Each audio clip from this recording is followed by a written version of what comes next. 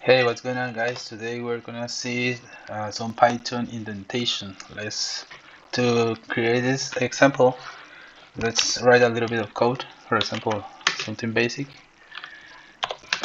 It's gonna say 5 is greater than 2, and we're gonna print something, right? Print 5 is greater than 2, right? So let's run this code and see what happens. Okay, we missed one symbol here. Let's run it. As we can see, we have an error about print. So to correct this error, we have to indent the code. The line. For the if is a block of code. So when you are writing a block of code, you have to put an indentation. A space between this part. That's how the Python programming language works. Let's run it, and as you can see here, 5 is greater than 2, so it's well executed, right?